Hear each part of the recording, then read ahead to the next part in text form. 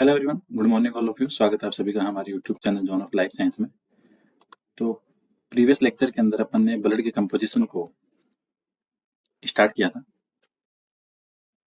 और अभी अपन human physiology के अंदर आपके सर्कुलेटरी सिस्टम को पढ़ रहे हैं। इससे पहले अपन ने आपके एंडोक्राइन सिस्टम और डाइजेस्टिव सिस्टम कंप्लीट कर लिया और उसके बाद ब्लड कंपोजिशन का पार्ट अपन ने अपलोड कर दिया। पहले बेसिक पार्ट डाला था आपके सर्कुलेटरी सिस्टम का, उसके बाद ब्लड कंपोजिशन का फर्स्ट पार्ट। तो कल अपन ने देखा था आपके प्लाज्मा के बारे में एंड आरबीसी के बारे में। ये सारी चीजें अपन ने वहाँ पे स्टडी कर ली थी। आज अपन देखेंगे डब्ल्यूबीसी और आपके जो प्लेटलेट्स हैं, जो अपने ब्लड की कंपोजिशन देखी थी उसके अंदर आपके प्लाज्मा था, फिर आपके आरबीसी, डब्ल्यूबीसी और प्लेटलेट्स। तो प्लाज्मा और आरबीसी आपके पहले कवर हो गए थे। आज अपन देखेंगे आपके डब्ल्यूबीसी और प्लेटलेट्स को। तो पहले अपन देखते हैं WBC, white blood carpals.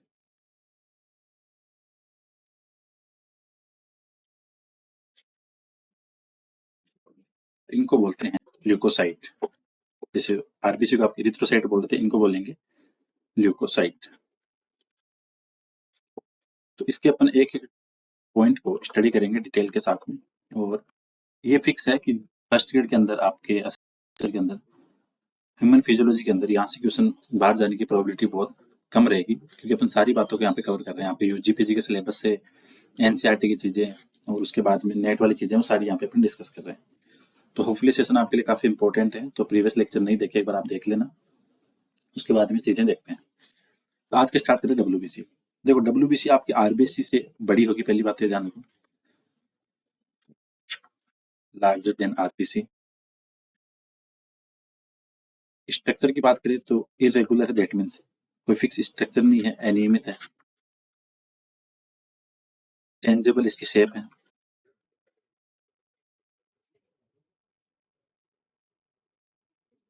Less से नंबर है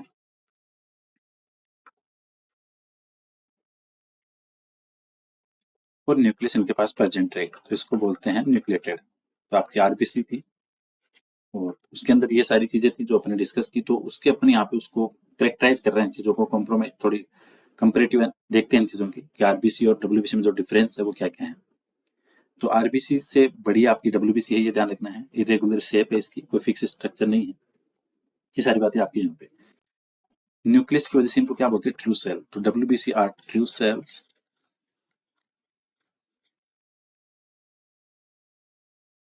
true cell due to presence of nucleus.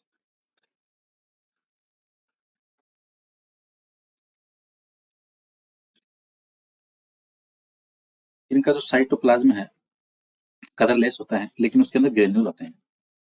तो डब्ल्यूबीसी का जो साइटोप्लाज्म है वो आपका कलरलेस, बट क्या होगा, ग्रेनुलर होगा। ये दोनों चीजें आपको ध्यान रखनी है। साइटोप्लाज्म कलरलेस है और ग्रेनुलर है। अब आपकी बात आती है आगे कि आपकी जो आरबीसी डब्ल्यूबीसी है, इसके क्या क्या पार्ट है, इसके क्या क्या इसकी कंपोजिशन के अंदर स्ट्रक्चर्स आते हैं, उन सबको अपन यहाँ पे डिवाइड करेंगे। नॉर्मल ल्यूकोसाइट की बात करें हेल्दी ह्यूमन के अंदर, तो उसका नंबर रहता है आपके 600 से लेके आपके 10,000 प्रति क्यूब रहता है। अगर नंबर की बात करें normal leukocytes number in healthy person,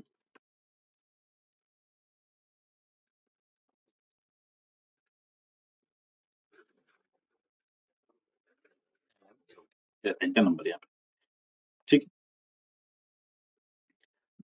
child होते हैं उनके अंदर आपकी डब्ल्यूबीसी की संख्या हमेशा ज्यादा होती है, ये थोड़ा ध्यान रखना।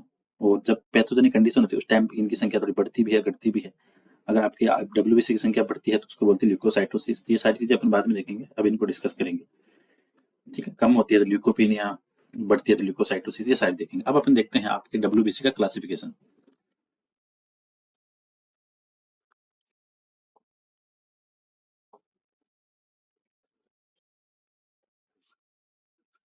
क्लासिफिकेशन डब्ल्यूबीसी, तो अपन डब्ल्यूबीसी का क्लासिफिकेशन शुरू से पढ़ते आ रहे हैं। ग्रेनुलर, इसके अंदर अपन ग्रेनुलोसाइट है, ग्रेनुलोसाइट, इनको डिवाइड करते, लेकिन कभी ये ध्यान नहीं दिया कि ये क्लासिफिकेशन दिया किसने था। तो आरबीसी का जो डब्ल्यूबीसी का क्लासिफिकेशन है, ये साइंटिस्ट थे राइट्स, उन्होंने दिया था, जो अपन फॉलो कर रहे हैं अभी। ठीक है, साइंटिस्ट का नाम क्या था, राइट था। तो इन्होंने क्या किया, आपके जो ल्यूकोसाइट है इसको दो में डिवाइड किया, कुछ को स्टेन के आधार पे, कुछ को आपके केंद्र की पोजीशन के आधार पे, ऐसे अलग अलग इन्होंने डिवाइड किया। तो आपके डब्ल्यूबीसी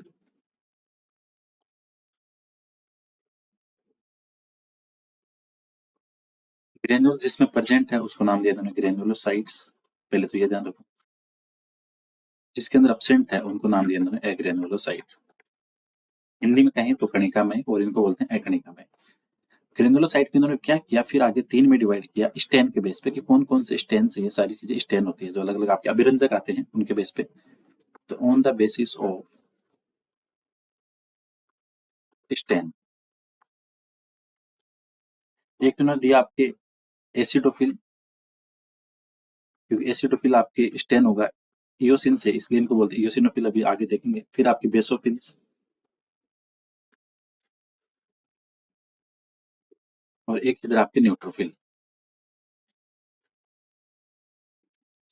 और इनको आपके डिवाइड किया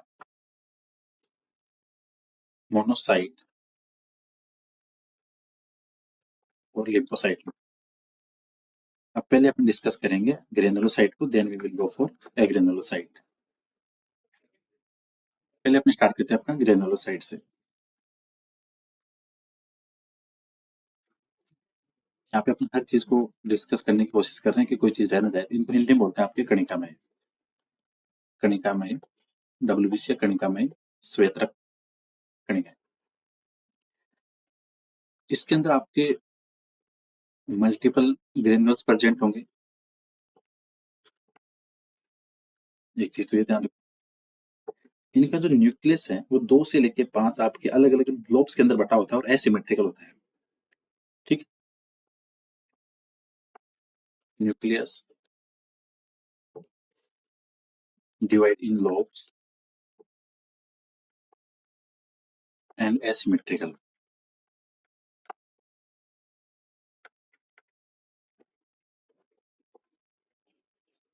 इसीलिए इनको क्या बोलते हैं, पोलीमोर्फो न्यूक्लियर बोलते हैं, क्योंकि इनके लोब काफी सारे हैं न्यूक्लियर के, न्यूक्लियस के।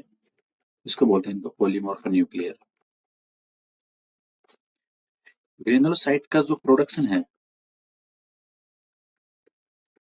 वो था आपके जो रेड बोन मेरो की प्रोडक्शन इन माइलोब्लास्ट सेल या आपके रेटिकुलर सेल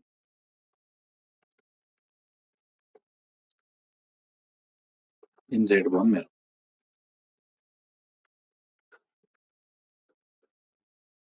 तो ये आपको ध्यान रखना है।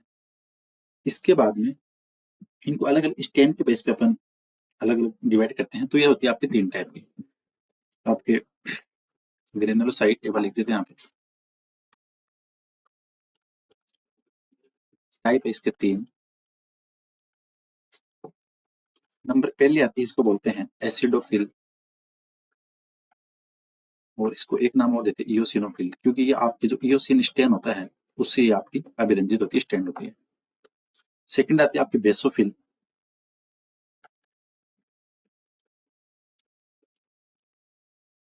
ये आपकी स्टेन होती है मिथाइलिन ब्लू से, इसको अलग नाम देंगे। फिर आती है आपकी न्यूट्रोफिल, क्योंकि इनका जो न्यूक्लियस है वो दो से पांच पिंड में बटा होता है, तो इस न्यूट्रोफिल, और इसके बाद में इसको देंगे हेटेरो, क्योंकि अलग अलग है, होमोजेनस है नहीं, चीजें सारी बटी हुई है, इसलिए we will say neutrophils are heterophil cells. If you talk about acidophil, पहले अपन बात करेंगे आपके एसिडोफिल की, एक एक चीजों को डिस्कस करेंगे। एसिडोफिल या इनको बोलते हैं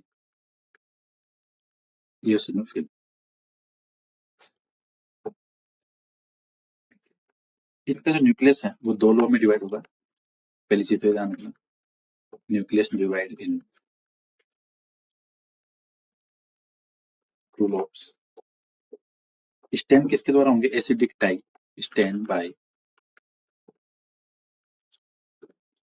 एसिडिक टाइप इयोसिन।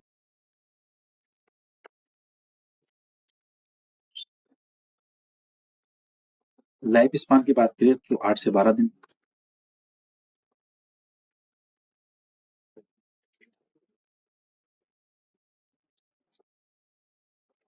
और ये क्या करती हैं, जो टॉक्सिक वगैरह होते हैं जो प्रोटीन्स वगैरह उनका डिटॉक्सिफिकेशन और डिस्ट्रक्शन करती हैं।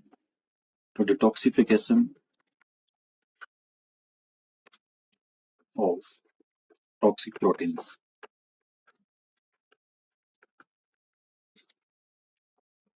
और इनका जो नंबर है एलर्जी के टाइम पे बढ़ जाता है, क्योंकि इन कोशिकाओं के अंदर क्या आपके हिस्टामिन ज्यादा होता है जो आपके एलर्जी के टाइम पे बढ़ता है। तो इस यहाँ पे लिख सकते हैं increase at A time of allergy.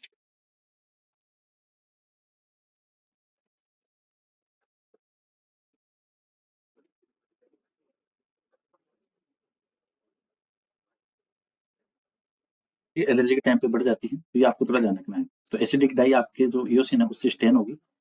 Life span normally इसका 8 से 12 दिन का है, ठीक है। और नंबर इनका का पड़ेगा जब आपके एलर्जिक कंडीशन होगी, उस टाइम पे आपके इसका नंबर बढ़ता है। तो ये थोड़ी सी बेसिक बातें हैं, ये इसका ध्यान रखना है। इन सेल्स के अंदर आपके हिस्टामिन सबसे ज्यादा होता है, histamine highly present in acidophil. तो ये बेसिक बातें हैं आपके एसिडोफिल्स को लेके, इयोसिनोफिल सेल के बारे में। सेकंड पे चलते हैं, फिर आती है आपकी बेसोफिल्स।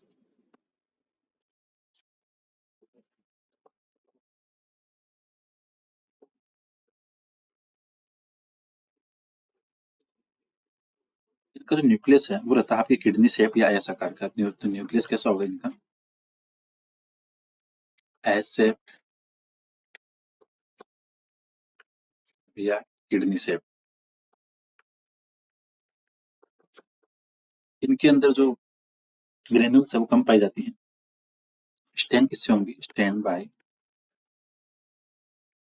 मिथाइलिन ब्लू डाई, जो आपकी basic dye, stain by basic die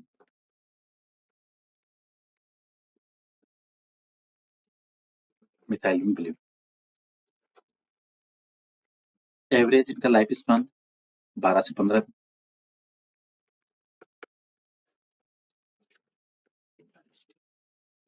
और ये सिंथेसिस करती है किसका, हिपेरिन का।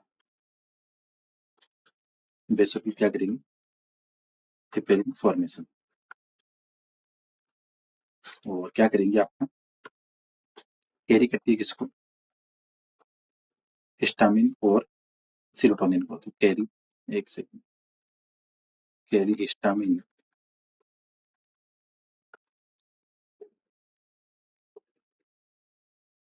And serotonin. और बेसोफिल्स का जो नंबर है ये बढ़ता है आपके, और ये मिनिमम होती है आपके नंबर्स में। सबसे मिनिमम की बात करें आपकी डब्ल्यूबीसी में तो कौन सी होगी, बेसोफिल्स। ये होगी आपकी लोएस्ट। और number increase in chicken pox.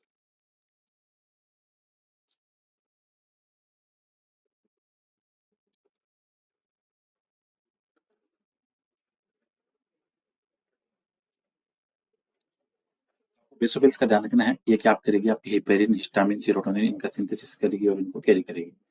और नंबर इनका इंक्रीज किस में होगा, चिकन पॉक्स में। और डाई का ध्यान रखते हैं, यहाँ पे जो मिथाइलिन ब्लू है वो डाई आपके स्टैंड करेगी इसको, बेसोफिल्स को। और मिनिमम नंबर होता है आपके बेसोफिल्स का, ये ध्यान रखना है। नंबर थर्ड आता है फिर आपके neutrophils,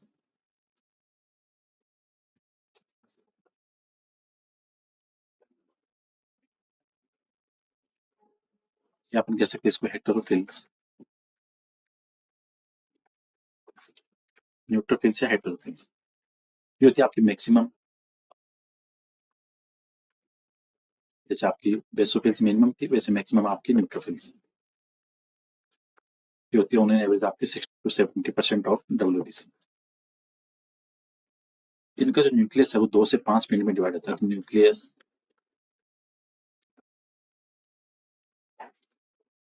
divide in 2 to 5 lobes। और इसी वजह से इनको क्या बोलते हैं, पॉलीमॉर्फ न्यूक्लियर।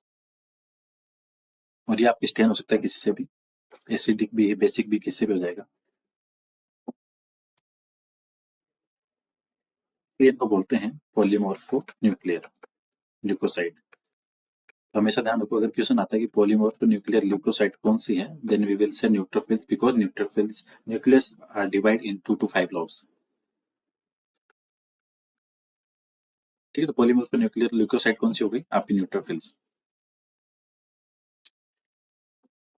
बेसिकली ये स्टैंड होती है आपके न्यूट्रल डाई से।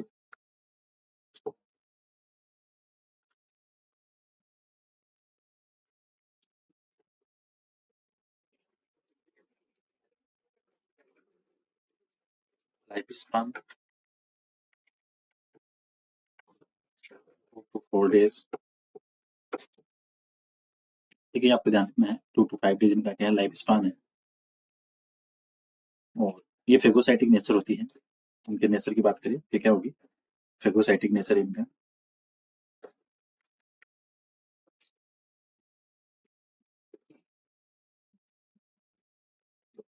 फीमेल्स के अंदर जो न्यूट्रोफिल्स है उनके न्यूक्लियस के साथ में एक लोब जुड़ा रहता है छोटा सा, उसको बोलते हैं डर्मेस्टिक। जब भी नाम आए डर्मेस्टिक,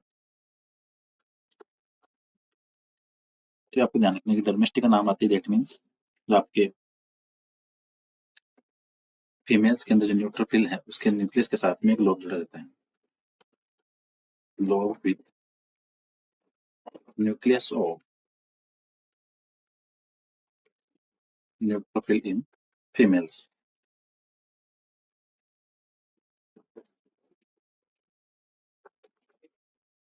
और ये स्ट्रक्चर बनती कैसे आपकी, जैसे आपकी जो बार बोटी होती है उसकी जो एक्स क्रोमोसोम की स्ट्रक्चर है वैसी बनती है। और एक चीज, एक वर्ड और आता है यहाँ पे, डाइपेडेसिस।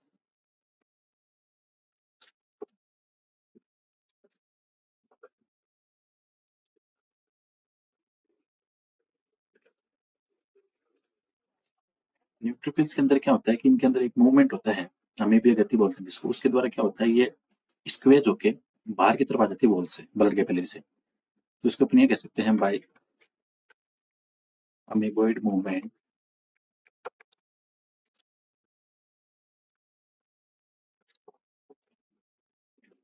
न्यूट्रोफिल्स क्या होगी? स्क्वेज होगी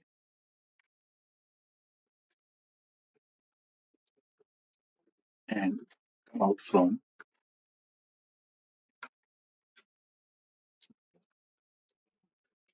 वॉल ऑफ ब्लड कैपिलरी। आपको ब्लड कैपिलरी से बाहर की तरफ क्या निकल जाएगी, उसको बोलते हैं डाइपेडेसिस। तो ये वर्ड ध्यान रखिए। डोमेस्टिक एक आपके न्यूक्लियस के साथ में लोब जुड़ा हुआ है जिसको नाम दिया डोमेस्टिक। ये एक तरह की बार बोटी जैसी संरचना है। ठीक। और इनका जो काम होता है आपके इन दोनों के अलावा, एक तो ये स्पेसिफिक कैरेक्टर हो गया आप न्यूट्रोफिल का। न्यूट्रोफिल का जो बेसिक काम है वो आपके फेगोसाइटिक का।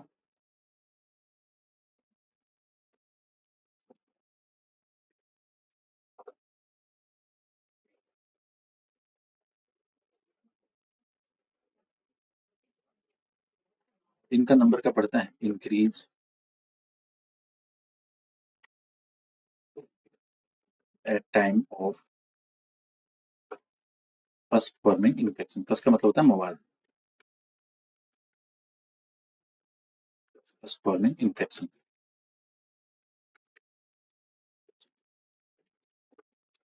कंडीशन के अंदर इनका नंबर क्या होगा? बढ़ जाता है।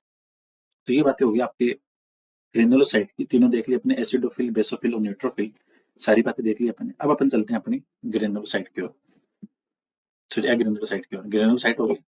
अब अपन देखते हैं एग्रेनुलोसाइट। एक एक चीजों को यहाँ पे कवर करेंगे अपन।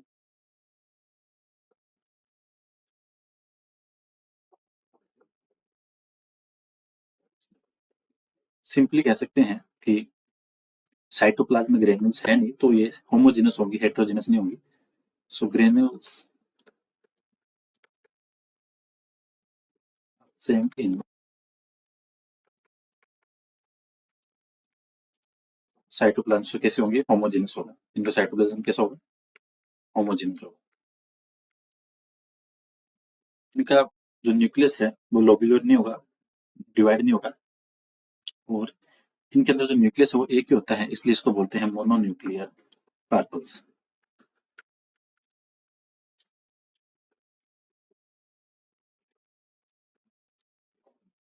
फॉर्मेशन इनका वो होगा आपका थाइमस, स्प्लीन और लिम्फ ग्लैंड में।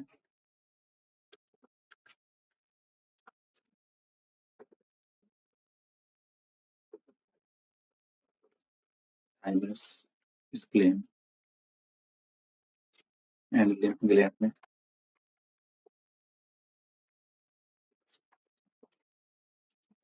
ये आपकी दो टाइप की। तो पहला टाइप आता है इसका लिम्फोसाइट्स। न्यूक्लियस इनका ओवल शेप है, गोलाकार मतलब।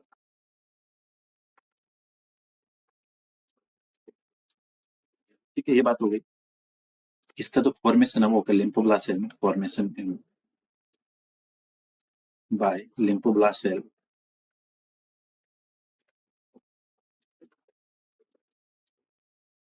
इसका जो बेसिक काम है वो आपके फंक्शन की बात करें, जो लिम्फोसाइट का फंक्शन है, फॉर्मेशन ऑफ बीटा और gamma globulin.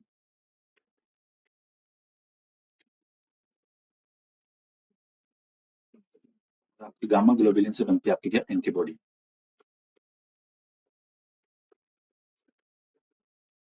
Gamma globulin will form antibody.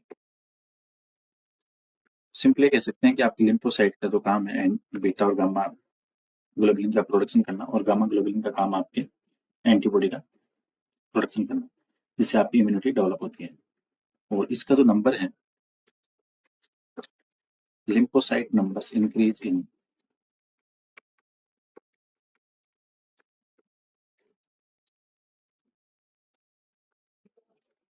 या फिर कुकर खांसी बोलते हैं, जिसको वुपिंग कप बोलते हैं, उस टाइम इसका नंबर बढ़ जाता है। एक सेकंड।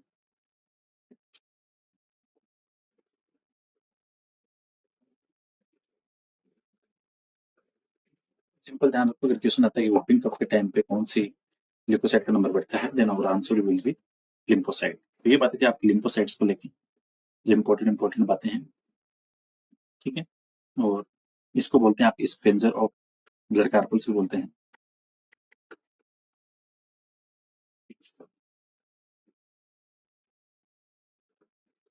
एक सेकंड।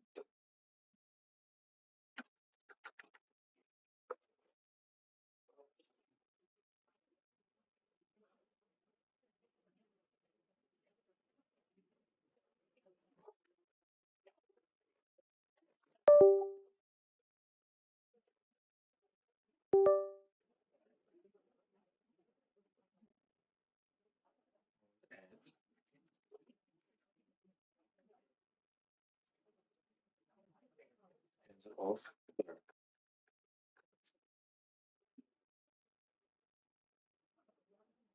ये क्या कहती है, जो आपकी ब्लड कार्पल्स वगैरह होती है उनको एनगल्फ करती है, इसलिए इसको बोलते हैं स्पेंजर ऑफ ब्लड। सेकंड आती है फिर इसके बाद में आपकी स्केंजर कलर बोलेंगे आपकी मोनोसाइट्स, ये सॉरी गलती से लिख दी। इसके बाद में आता है आपका सेकंड मोनोसाइट। आपके एग्रेनोसाइट में दो थी, लिम्फोसाइट और मोनोसाइट। लिम्फोसाइट हो गया, आप देखेंगे monocyte.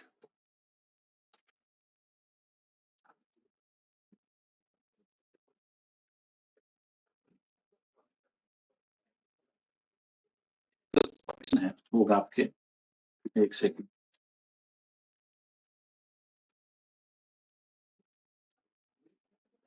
Formation in by monoblast cell,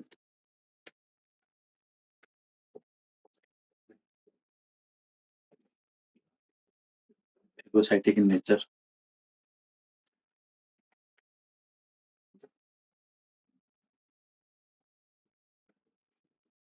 ठीक, नेचर में कैसे फेगोसाइटिक होगी, ये क्या करेगी, आपकी बॉडी के अंदर जो इंजेस्ट होते हैं उनको क्या करेगी, एनवेलप करेगी। तो इसलिए इसको क्या बोलते हैं, स्पेंजर ऑफ ब्लड। इनका नेचर कैसा है, स्पेंजर ऑफ ब्लड, क्योंकि आपके जो डेड कार्पल्स वगैरह है उसको हेल्प करेगी, उनको डिस्ट्रॉय करेगी। और नंबर इंक्रीज होता है इनका कब, ट्यूबरकुलोसिस में।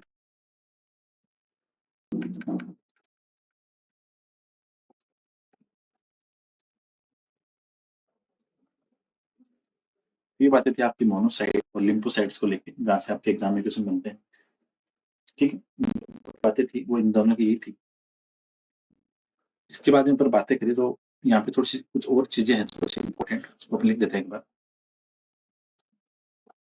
मिनिमम कौन सी होती है? आपकी बेसोफिल, मैक्सिमम,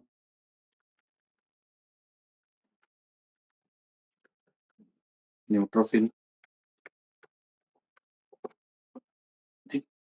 आपके जो न्यूट्रोफिल है उनको बोलते हैं macro sorry micro policeman of blood.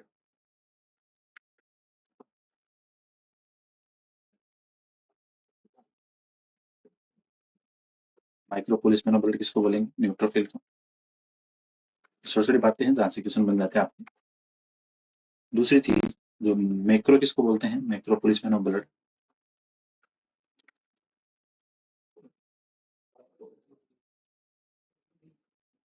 Monocyte. ठीक है, ये थोड़ी चीजें हैं जो इम्पोर्टेंट है, ध्यान रखना है, जहाँ से क्वेश्चन बनते हैं। और एक दो टर्म और हैं, जैसे एक होता है आपके ल्यूकोसाइटोपिनिया।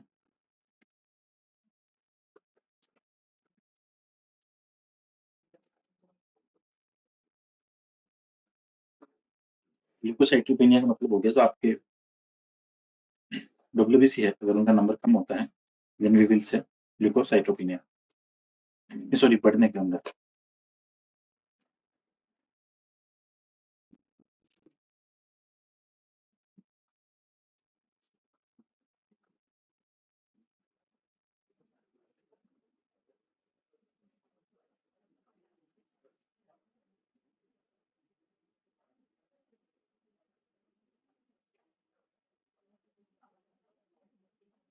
एक सेकंड, थोड़ा टेक्निकल इशू आ रहा है इसमें।